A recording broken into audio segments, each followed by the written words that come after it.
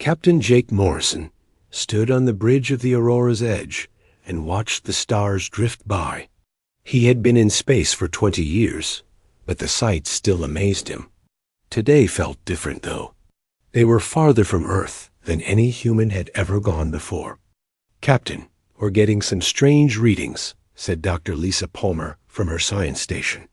She was the ship's chief science officer and had been hoping to find alien life for years. Her fingers moved quickly over her controls as she studied the data. Jake walked over to look at her screen. "What kind of readings?" "Something big is out there. Really big. And it's moving toward us," Lisa said. Her voice had excitement in it, but Jake could hear worry too. Commander Ryan Burke looked up from his tactical station. He was the kind of man who always expected trouble. "How big are we talking about?" "Bigger than anything we've ever built. Maybe 100 times bigger than our ship," Lisa answered. Jake felt his stomach tighten. The Aurora's Edge was not a warship. It was built for exploration, not fighting. They had 40 people on board, all scientists and crew members who just wanted to explore space and learn new things. "Amy, can you get us out of here?" Jake asked the navigation officer. Amy Chun shook her head. "They're too close. Whatever they are, they're fast. Much faster than us." Tony Garcia, who handled communications, suddenly looked up from his station. "Captain, I'm getting a signal. It's not human." The bridge went quiet. Everyone stopped what they were doing and looked at Tony. This was it. First contact with alien life. But it didn't feel like the happy moment they had all dreamed about. "Put it on speaker," Jake said. A voice filled the bridge. It sounded strange, like it was coming through water. The words were in English, but the accent was unlike anything they had ever heard. "Small vessel, you have entered Zellarian space. You will stop your engines and prepare to be boarded. Any resistance will result in your destruction." Jake looked around at his crew. He could see fear in their eyes, but also determination. These were good people who had volunteered to go farther into space than anyone before them. "This is Captain Jake Morrison of the Earth ship Aurora's Edge. We are explorers from the planet Earth. We mean no harm and request peaceful contact." The alien voice came back quickly. "Earth is unknown to us. You will surrender your vessel immediately. This is not a request." Through the main window, Jake could see shapes moving in the darkness of space. As they got closer, he could make out huge ships. They looked like nothing humans had ever built. They were sleek and dangerous, covered in what looked like weapons. "My God," whispered Dr. Palmer. "There must be dozens of them." Commander Burke was checking his tactical display. "Captain, these ships are way beyond our technology. Our weapons wouldn't even scratch them." Jake knew Burke was right. The Aurora's Edge had some basic defensive systems, but they were meant to protect against space debris, not alien warships. "Captain," Tony said, "I'm picking up more signals. They're talking to each other. I think they're deciding what to do with us." One of the alien ships moved closer. It was massive, easily 10 times the size of Aurora's Edge. Jake could see lights along its hull and what looked like weapon ports opening. "They're powering up weapons," Burke reported. His voice was steady, but Jake could hear the tension. Jake had to make a decision. He could surrender and hope these aliens would treat them well. He could try to run, but their ship was too slow. He could try to fight, but that would be suicide. Then he thought about something his grandfather had told him. His grandfather had been a soldier in World War III. He had said that sometimes, when you can't win a fight, you have to make the other guy think twice about starting it. Jake walked to the communications station. Tony opened a channel to all their ships. "I want every one of them to hear this." Tony's fingers moved over his controls. "Channel open, Captain." Jake took a deep breath. He thought about Earth, about humanity, about all the wars his species had fought. He thought about how humans never gave up, even when things looked hopeless. Attention, Zalarian fleet. This is Captain Jake Morrison of Earth. You have never fought humans before. We are giving you one warning. Run. The bridge was silent. Even his own crew looked at him like he had lost his mind. They were one small ship facing a fleet of alien warships, and he was telling them to run. The alien voice came back, and this time Jake could hear laughter in it. Humans, another primitive species that thinks it can threaten the Zalarian Empire. You will be an interesting addition to our collection, Captain, Burke said quietly. What are you doing? Jake kept his eyes on the alien ships. I'm buying. Use time, and I'm sending a message. What message? Dr. Palmer asked. The humans don't surrender easily, Jake said. Tony, make sure that message gets sent back to Earth. Emergency transmission. Everything we've learned about these aliens. Tony nodded and started working on his console. Transmission sent, Captain. Earth will know what happened here. The lead alien ship moved even closer. Jake could see details on its hull now. It looked like it was built for war, covered in armor and weapons. But he also noticed something else. The ship looked old, like its design hadn't changed in a long time. Interesting, Dr. Palmer said, studying her readings. Captain, these ships ... They're advanced, but they're not new designs. It's like they haven't had to improve them in a long time. Jake understood what she meant. These aliens had probably been winning fights for so long that they hadn't needed to make their ships better. Prepare to be boarded, the alien voice said. Any attempt to resist will result in your immediate death. Jake looked at his crew one more time. They were scared, but they were ready to follow his orders.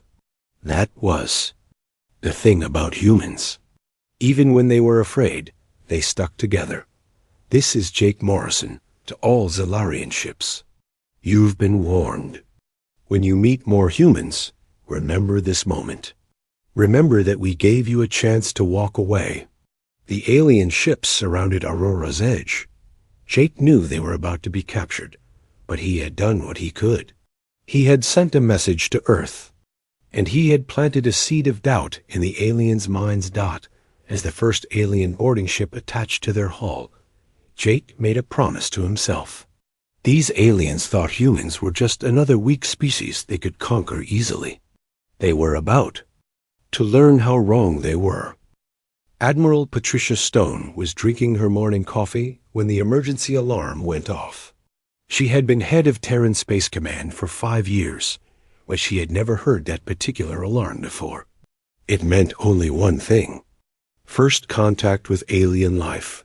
She ran to the command center, where dozens of people were already working at their stations. The main screen showed data streaming in from deep space. Captain Morrison's message was playing over and over again. Ma'am, we received this transmission 30 minutes ago, said Colonel Ben Rodriguez, the intelligence officer. It came through the quantum relay system from the Aurora's edge. Patricia listened to Jake Morrison's voice, telling the aliens they had never fought humans before. Then she heard the alien response, cold and threatening. Her heart sank when she realized what had happened. They captured our people, she said. Yes, ma'am. 43 crew members, including Captain Morrison and Dr. Palmer. President William Hayes arrived within minutes, along with the Emergency Council. Patricia had worked with the president for years, but she had never seen him look so serious. What do we know about these aliens? President Hayes asked Dr. Nathan Cross, Earth's expert on theoretical alien warfare, pulled up a holographic display. Based on the intercepted communications, we're looking at something called the Zalarian Empire. They seem to control a large area of space, maybe 50 star systems. 50 star systems? President Hayes looked shocked. How is that possible? They've been doing this for a long time, sir. Maybe thousands of years.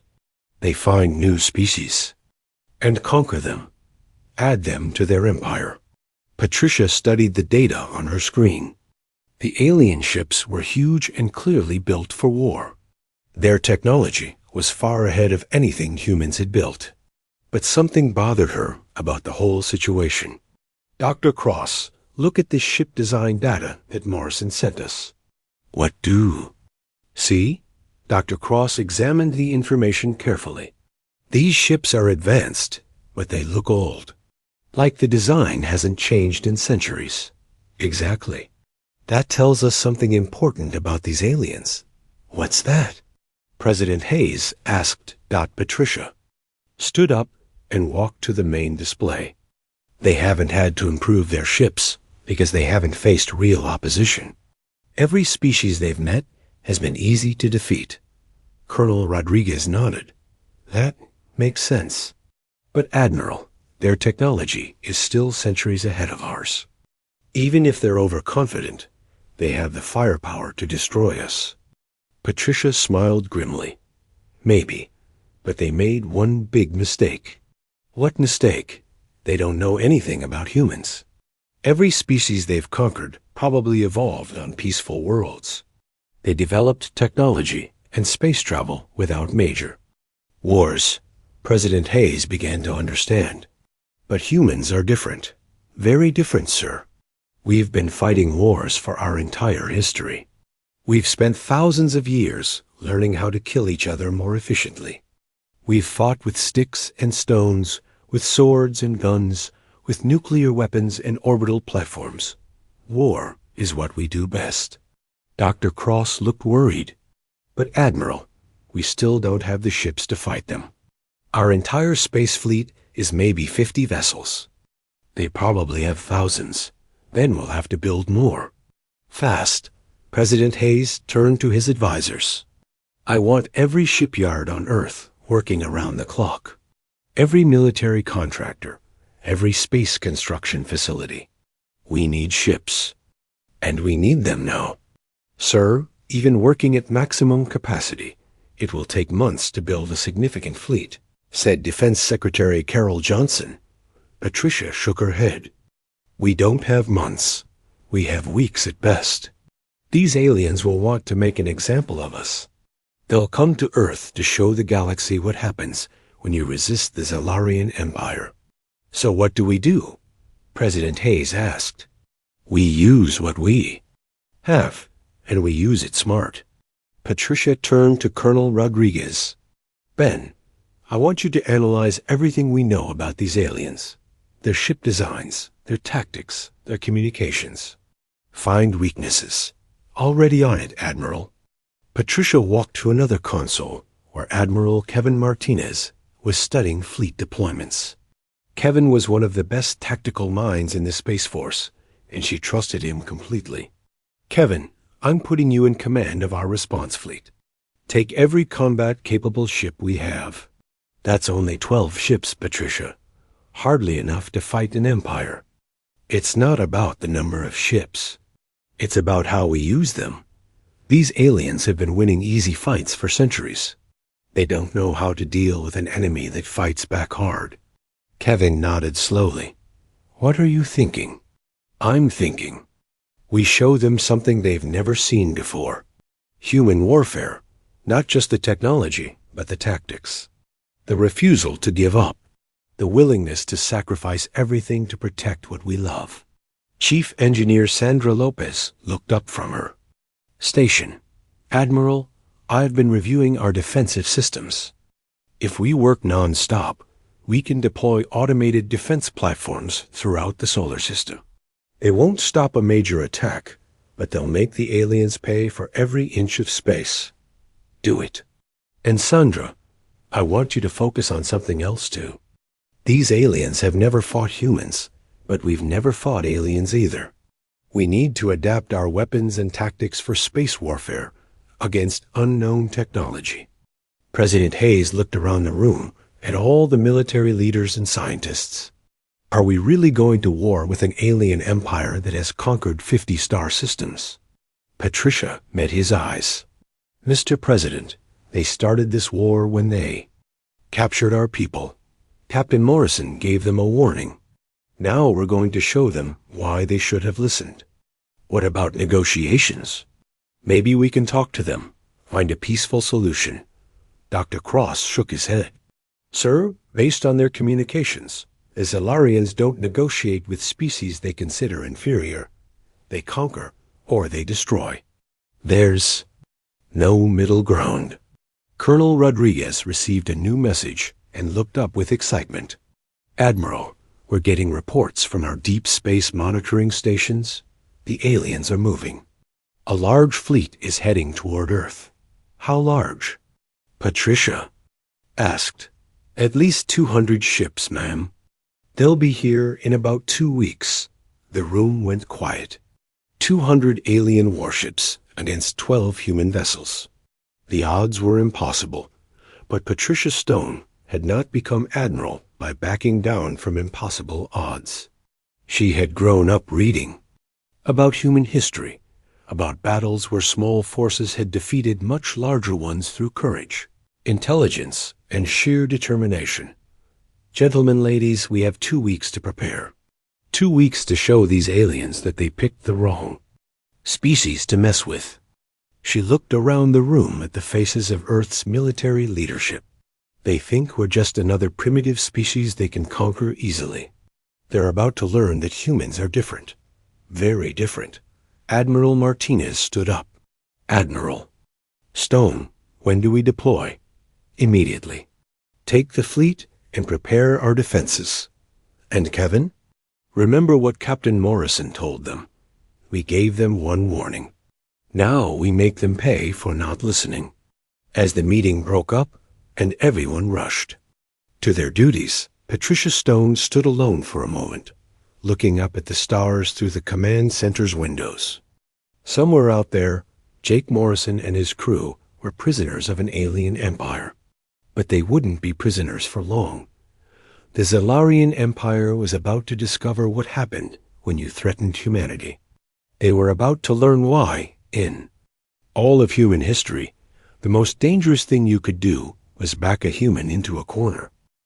Emperor Vexstar stood in his private chambers aboard the massive flagship Stellar Dominion. The ship was so large that it had its own gravity and atmosphere systems.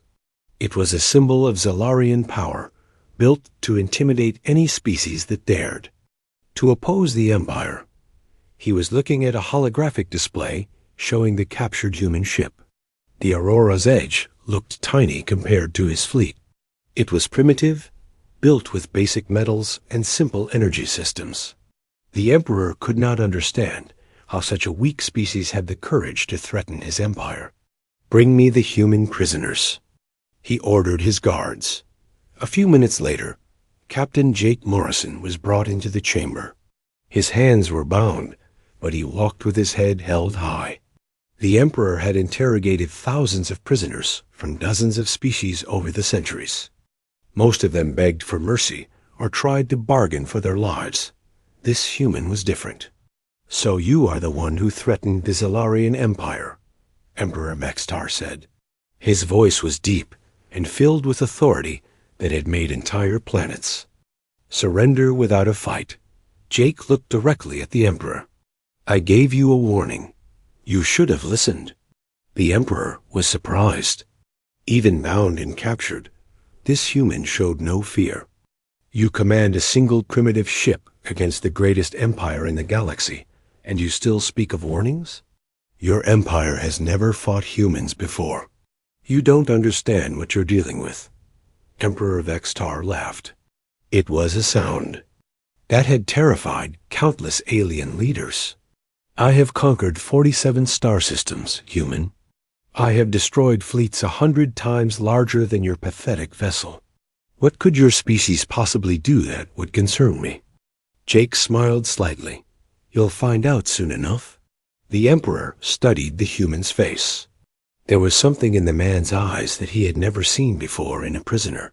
Not hope exactly, but certainty. Like the human knew something the Emperor did not. General Kethver entered the chamber. He was the Emperor's oldest military advisor and had been present at every major conquest in Zalarian history. My lord, We have completed our analysis of the human vessel and crew. What did you learn? Their technology is primitive, at least 3 centuries behind our own. Their weapons are basic energy projectors and simple missiles. Their ship has no advanced shielding or faster-than-light combat capability. Emperor Vexstar nodded. This matched what he expected. What about their homeworld? According to our intelligence, they call it Earth. It appears to be a single planet with approximately 50 military vessels, all of similar primitive design. The conquest should be routine. Jake Morrison listened to this conversation with interest. The aliens were making the same mistake that every enemy in human history had made. They were judging humanity by their technology instead of their character. Tell me about their species, the Emperor said to General Kethfer. Curious, my lord. Their planet appears to have been in a state of constant warfare for most of their recorded history. They have fought with each other using increasingly destructive weapons. Nuclear weapons, biological warfare, orbital bombardment platforms. They fight among themselves. The Emperor found this interesting. Most species achieved peace before developing space travel. Extensively, my lord. Their entire civilization appears to have been shaped by conflict. Emperor Vextar looked at Jake Morrison with new interest. Is this true, human? Does your species make war upon itself? Jake nodded. We've been fighting wars for thousands of years. We've gotten very good at it. Then why have you not conquered other worlds as we have? Because we spent most of our time fighting each other. We only started working together recently. But when humans work together toward a common goal, we're very effective. The Emperor dismissed this as primitive boasting. General Kethfer, prepare the conquest fleet. One want 200 ships for this operation. My lord, that seems like excessive force for such a primitive species. Perhaps. But I want to make an example of these humans. When other species see what happens to those who threaten the Empire, they will surrender more quickly. General Kethfor bowed. It will be done, my lord. War Admiral Tixmore has volunteered to lead the fleet. Excellent. Tixmore has conquered more worlds than any other admiral in our service. He will make short work of these humans. Jake Morrison was listening to all of this with growing amusement. 200 ships to attack Earth seemed like a lot, but he knew something these aliens did not. Humans were at their most dangerous when they were threatened. You're making a mistake, Jake said quietly. What mistake is that, human? You're thinking like conquerors. You're used to fighting species that developed in peace and only learned to fight when you attack them. Humans are different. We've been preparing for war our entire existence.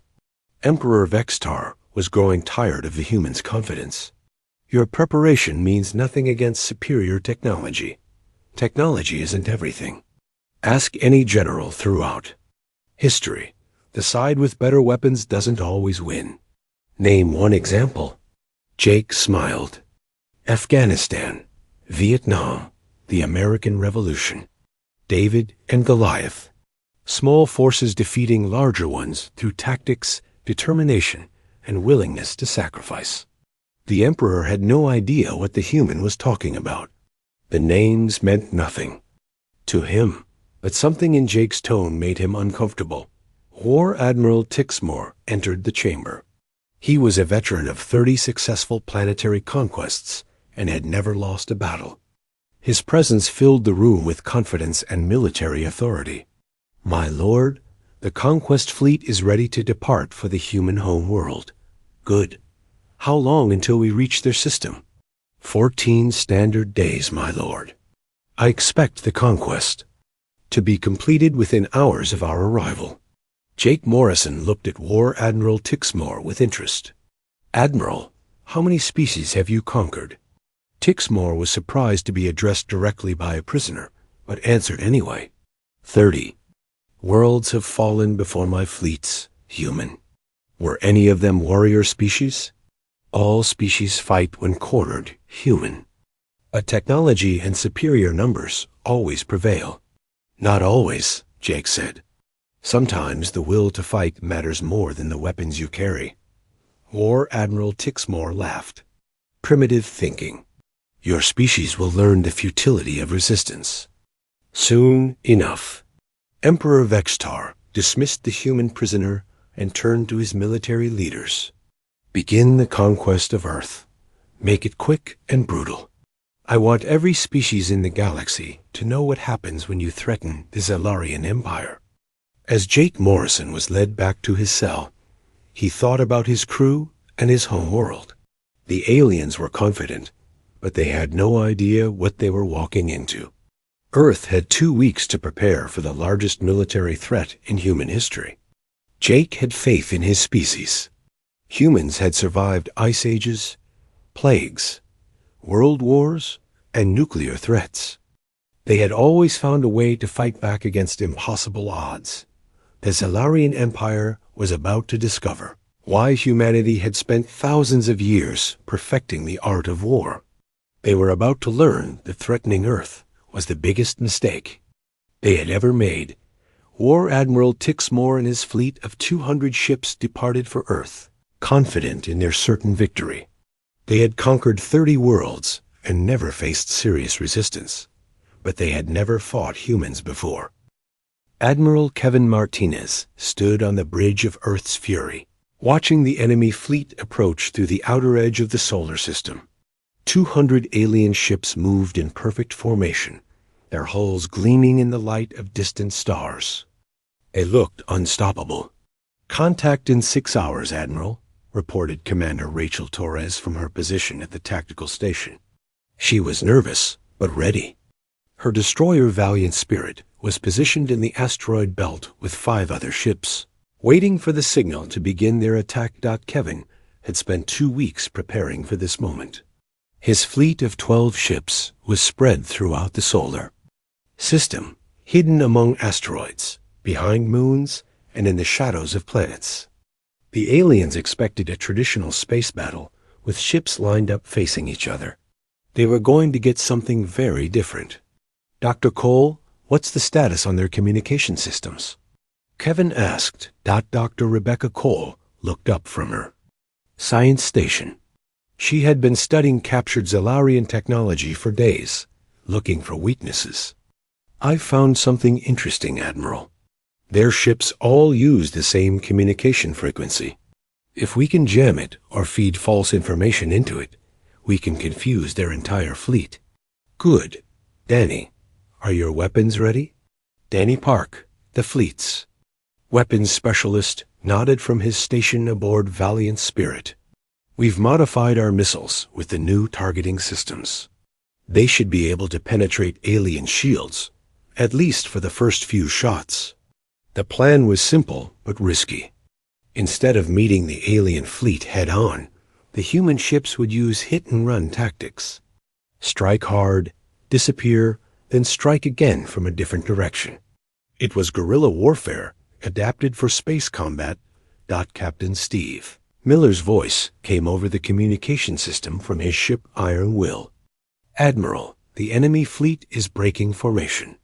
They're spreading out to search for us. Kevin smiled. The aliens were already reacting to human tactics differently than they expected. Good. That means they're not sure where we are. Helen, take your squadron and begin the first attack run. Helen Brooks was one of the best pilots in the human fleet. She commanded a group of small, fast attack ships that could move quickly through the asteroid belt. Copy, Admiral. Beginning attack run now.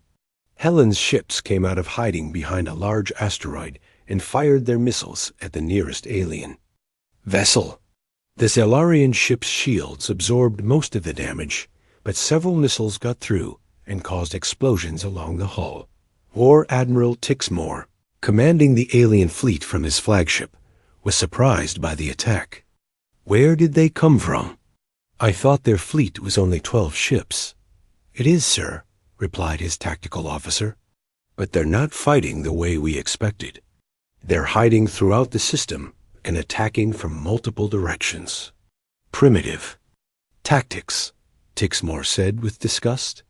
Order all ships to pursue and destroy those attackers. But when the alien ships moved to chase Helen's squadron, they found nothing. The human ships had disappeared back into the asteroid field. Then another attack came from a completely different direction. Commander Rachel Torres led her destroyer, and 2 other ships in a strike against the alien fleet's rear guard.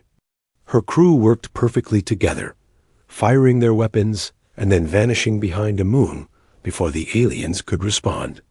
"This is impossible," General Kethfer said from his position on Tixmore's flagship. "How can primitive ships move so quickly? Through this system?" The answer was simple, but something the aliens had never encountered. Human ships were built differently than Zilarian vessels. Where alien ships focused on pure firepower and heavy armor, human ships were designed to be flexible and tough. They could take damage and keep fighting, or retreat quickly when necessary.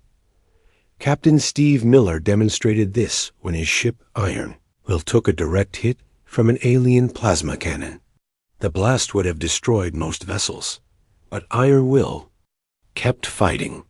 His chief engineer Maria Santos and her crew worked frantically to repair damaged systems, while tactical officer Greg Foster continued firing weapons.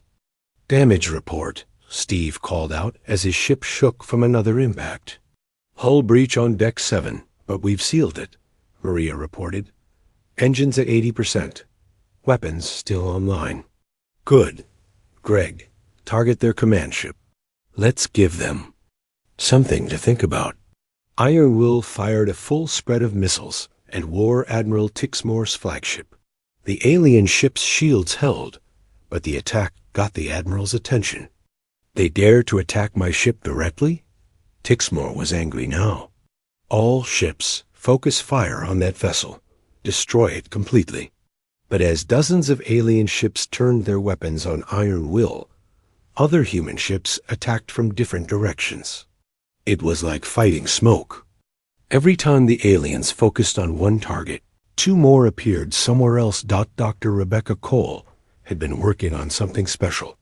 She had figured out how to hack into the alien communication system and feed false information to their fleet. "Admiral Martinez, I'm ready to try the communication disruption," she reported. "Do it." Dr. Cole activated her program, and suddenly the alien fleet's coordination began to break down. Ships received conflicting orders. Some thought they were supposed to attack certain targets, while others thought they should retreat. The perfect formation that had looked so threatening began to fall apart. Lieutenant Commander Paul Anderson saw his chance. He was leading a squadron of small fighter ships that had been hiding near Jupiter. "All fighters, this is our moment. Attack pattern Delta." Paul's pilots, including veterans like Sophie Walker and Carlos Rivera, swept in toward the alien fleet. They moved like a school of fish, each pilot thinking independently but working together toward the same goal.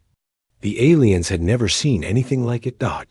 Sophie Walker's fighter dove between 2 alien ships, firing as she went.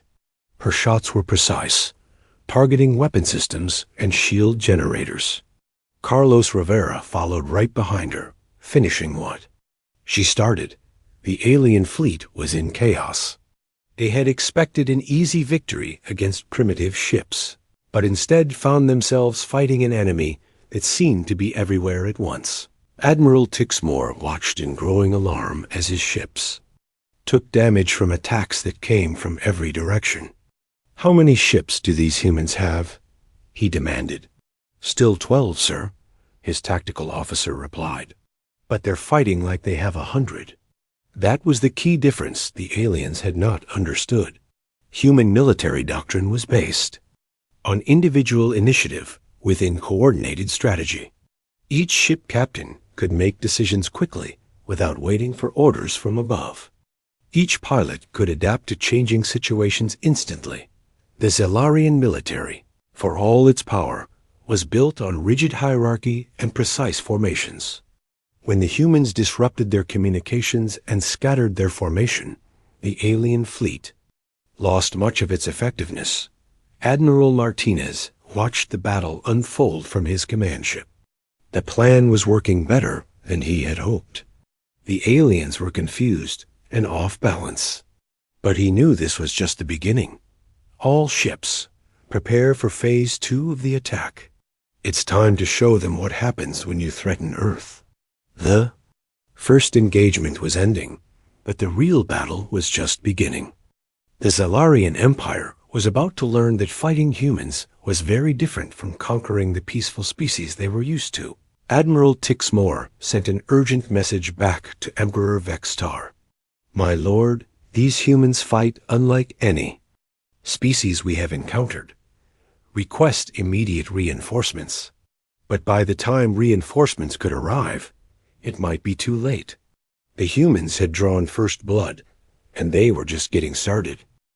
The battle for Earth had been raging for 6 hours, and War Admiral Tixmore was beginning to understand that he had made a terrible mistake. His fleet of 200 ships was scattered across the solar system, chasing human vessels that appeared and disappeared like ghosts. "Sir, we've lost 17 ships," reported his tactical officer. "The humans have lost only 2. Tixmore could not believe what he was hearing. 17 of his advanced warships destroyed by primitive human technology. It should have been impossible. "How?" he demanded. "They're not fighting like any species we've encountered before, sir. They use the asteroids and planets as cover. They attack in small groups from multiple directions. When we try to corner them, they disappear." On the bridge of Earth's fury, Admiral Martinez was coordinating the final phase of the battle. His ships had taken damage, but they were still fighting. More importantly, they had proven that the Zalarian Empire could be hurt. "Colonel Roberts, status on the orbital defense platforms?" Colonel Michelle Roberts looked up from her station on the Earth Defense Command Center. "All platforms are online, Admiral. If any alien ships make it past your fleet, we're ready for them." But Admiral Martinez had a different plan. He had been saving his best surprise for last. "Captain Morrison's crew is still aboard that alien flagship," he said to his communications officer. "Tony Garcia, can you establish contact with Aurora's Edge?" "I've been trying, sir. Wait, I'm getting something." Tony Garcia had been working for hours to break through Zalarian communication jamming. Finally, he found a weak signal coming from the enemy flagship. "Admiral Martinez, this is Tony. Garcia aboard the Stellar Dominion," came a whispered voice over the radio. "We've escaped from our cells during the battle." "Tony, what's your situation?" "Captain Morrison is with me, along with Dr. Palmer and 8 other crew members. We're in the alien ship's engineering section. The guards left to help with damage." "Control." Admiral Martinez smiled. This was exactly the opportunity he had been hoping for. "Tony, can you access their ship systems?" "Dr. Palmer thinks she can. She's been studying their technology since we were captured." Dr. Lisa Palmer's voice came over the radio.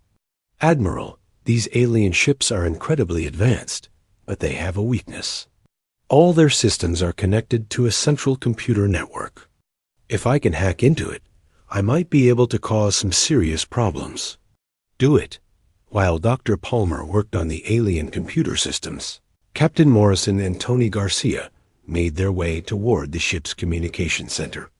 They had a plan that would change everything.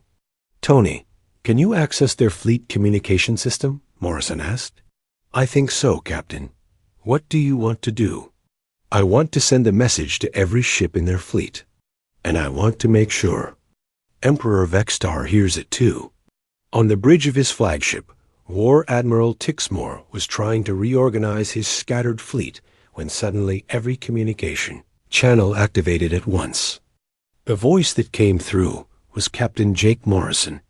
"Attention Zalarian fleet. This is Captain Morrison of the human vessel Aurora's Edge.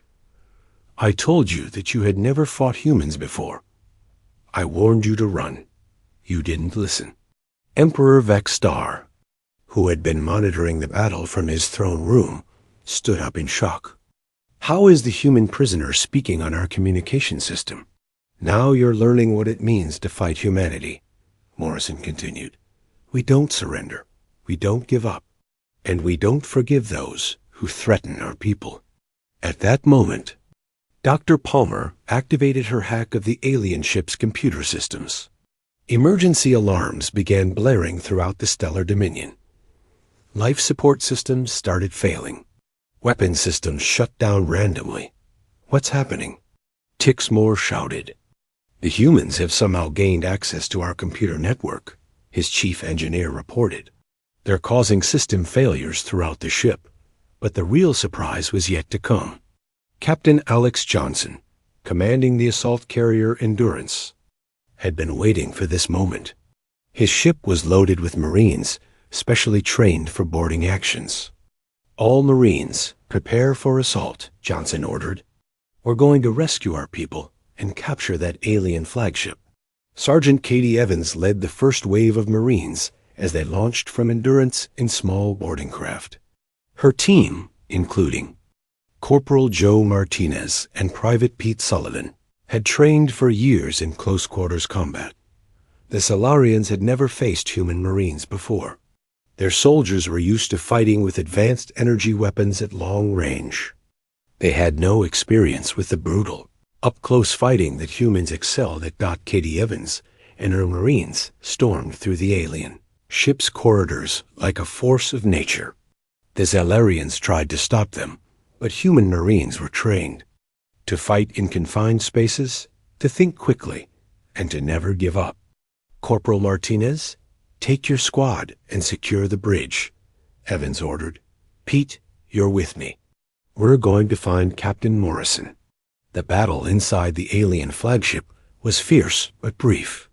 The Zellarians had superior technology, but the humans had superior training and motivation. They were fighting to save their friends and protect their home world. War Admiral Tixmore found himself trapped on his own bridge as human Marines surrounded him.